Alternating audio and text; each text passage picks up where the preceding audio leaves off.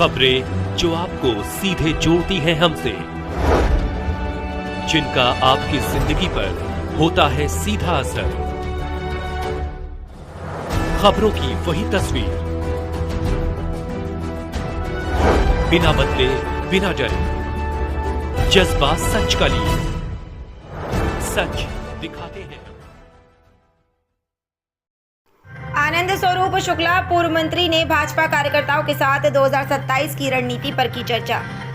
अखिलेश यादव पर साधा निशाना, कहा कि 2027 में फिर बनेगी भाजपा की प्रचंड बहुमत सरकार।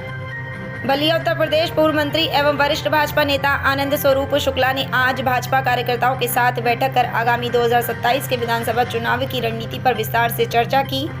बैठक में बूथ स्तर को मजबूत करने, जनसंपर्क अभियान और सरकार की जन कल्याणी योजनाओं को घर घर तक पहुंचाने पर जोर दिया गया। बैठक के बाद मीडिया से बातचीत में आनंद स्वरूप शुक्ला ने सपा राष्ट्रीय अध्यक्ष एवं पूर्व मुख्यमंत्री अखिलेश यादव पर जोरदार निशाना साधा। उन्होंने कहा कि सपा सरकार के समय प्रदेश में केवल भ्रष्टाचार, परिवारवाद और गुंडागर्दी थी। जनता ने 2017-2022 में भाजपा को चुना और 2027 में भी उत्तर प्रदेश में भाजपा की प्रचंड बहुमत की सरकार बनेगी। पूर्व मंत्री ने कहा कि डबल इंजन की सरकार में प्रदेश में कानून व्यवस्था, सड़क, बिजली, स्वास्थ्य और किसान हित में ऐतिहासिक काम हुए हैं। इसी विकास के एजेंडे के साथ हम 2027 का चुनाव लड़ेंगे। भारतीय जनता पार्टी निरंतर संवाद, संपर्क, प्रवास के आधार पर आगे बढ़ती रही है और उसी परिप्रेक्ष्य में आज यहाँ पर बलिया नगर विधानसभा क्षेत्र के लगभग 4 शक्ति केंद्रों के जो भारतीय जनता पार्टी के कार्यकर्ता हैं, शुभचिंतक हैं, सभी को हमारे सौरू बांध के सम्माननीय ग्राम प्रधान आदरणीय श्री अंजनी कुमार पांडे जी और उनके सुपुत्र श्री राहुल पांडे जी, जो हम सभी के प्रिय अनुज हैं, उन्होंने सम्मान पूर्वक आमंत्रित किया था। यहाँ पर कार्यकर्ता मिलन, जनसंवाद एवं बाटी चोखा, जो हमारे बलिया की मिट्टी की खुशबू जिससे आती है, उसका भोज रहा। आप देख रहे हैं सैकड़ों कार्यकर्ता, पिछले 4 घंटे से कार्यक्रम चल रहा है। अनमत लोग भोजन का आनंद ले रहे हैं और आपस में मिलकर के राष्ट्रवाद के लौ को, सनातन संस्कृति को और भारतीय जनता पार्टी की विरासत और विकास के कार्यक्रम को आगे बढ़ाने का सभी ने संकल्प लिया। आज जो बैठक हुई 2027 को लेकर क्या चर्चा हुई, किस तरह रणनीति रही? 2027 में बलिया नगर से एक बार फिर से भारतीय जनता पार्टी का ही विधायक होगा और 2027 में फिर से उत्तर प्रदेश में तीसरी बार भाजपा की ही सरकार बनेगी।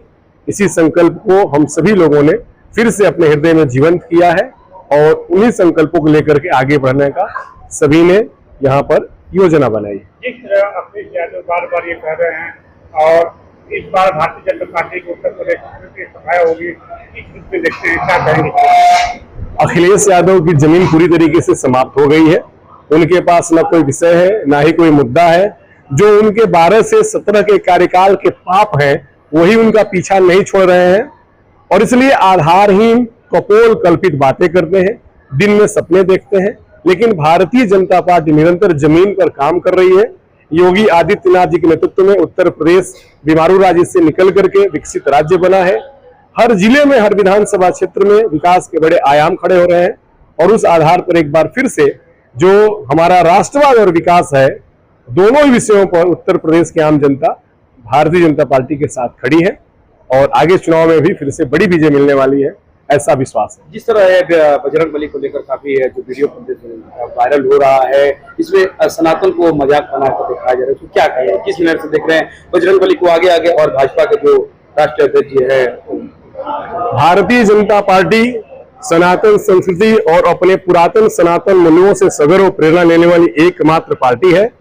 भारतीय जनता पार्टी भारत की सनातन संस्कृति के जो भी मान बिंदु हैं, उनके उत्थान के लिए, उनके गौरव के लिए संकल्पित है, करती रही है। अयोध्या का श्री राम मंदिर, काशी विश्वनाथ, उज्जैन का महालोक धाम, नैमिषारण्य, अनेक ऐसे स्थान जिसको सपा और कांग्रेस की सरकारों ने तिरोहित कर दिया था, जिसको निरंतर उपेक्षित किया था, उसको भारतीय जनता पार्टी की सरकार और विशेष रूप से जो हिंदुत्व के बहुत बड़े आइकॉन और ब्रांड हैं योगी आदित्यनाथ जी, उनके नेतृत्व में हिंदू समाज सगर्व अपने को भारतीय जनता पार्टी के साथ और योगी जी के साथ जोड़ करके ही आगे बढ़ रहा है। अपने में आए थे, उन्होंने कहा बलिया तो विकास को लेकर उन्होंने कहा जो हम विकास किए हैं उसी पर ही चले हैं, अपना अलग से एजेंडा नहीं बनाया है। क्या कहेंगे इसको लेकर आप? हम लोगों ने देखा है कि उत्तर प्रदेश की जब समाजवादी पार्टी की यहाँ पर सरकार थी तो किस प्रकार से बिजली की तार पर लोग कपड़े सुखाते थे।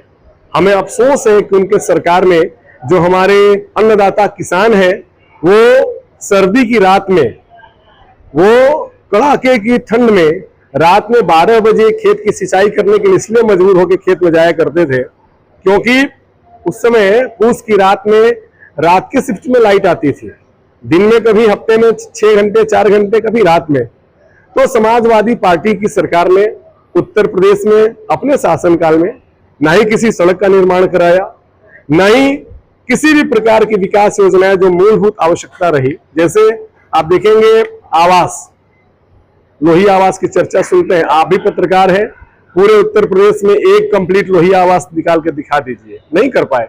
लेकिन जब भाजपा की सरकार आई 17 में, तब से आज तक हर गांव-गांव में सभी पात्रों को प्रधानमंत्री आवास, शौचालय, पेंशन, राशन, उज्ज्वला योजना से गैस सिलेंडर, तो विकास और विरासत का बहुत बड़ा आयाम बीजेपी की सरकार ने खड़ा किया है, जिसमें कई देखने से खड़े नहीं हो पा रहे हैं और इसीलिए व्यथित होकर के, हताश होकर के उलझुल बातें कर रहे हैं। आज माननीय मंत्री जी का बाटी चोखा संवाद कार्यक्रम यहाँ पे था। सैकड़ों कार्यकर्ता, यहाँ दर्जनों गांव के सैकड़ों कार्यकर्ता उपस्थित हुए। कार्यक्रम हुआ, माननीय मंत्री जी का संवाद कार्यक्रम हुआ, उसके बाद सहभोज हुआ और माननीय मंत्री जी के प्रेम है, व्यवहार है, उसमें हम लोग अपना कार्य करते हैं उनके लिए। जिस तरह लगातार अभी करीबन 10 बज रहा है और पूरी टीम आपके दरवाजे पे टिकी हुई है, कैसे आप व्यवस्था किए थे मंत्री जी के लिए? सभी लोगों का कहीं न कहीं ये प्यार दर्शा रहा है, ये प्रेम दर्शा रहा है कि इतनी रात को भी सभी लोग यहाँ टिके हुए हैं, लगातार लोग भोजन कर रहे हैं। आने वाले आगामी चुनाव में उनको देखना चाहेंगे? बिल्कुल, पूरी नगर विधानसभा के लोग पूर्व मंत्री माननीय आनंद स्वरूप शुक्ला जी को देखना चाहता है कि 27 में हम लोग का नेतृत्व करें, ये हम लोग का सौभाग्य होगा। बाटी चोखा में शामिल है, क्या कहेंगे आज के आयोजन को लेकर, कैसा रहा? बहुत बढ़िया रहा। माननीय राहुल पांडे जी के घर पे ये आयोजन हो रहा है।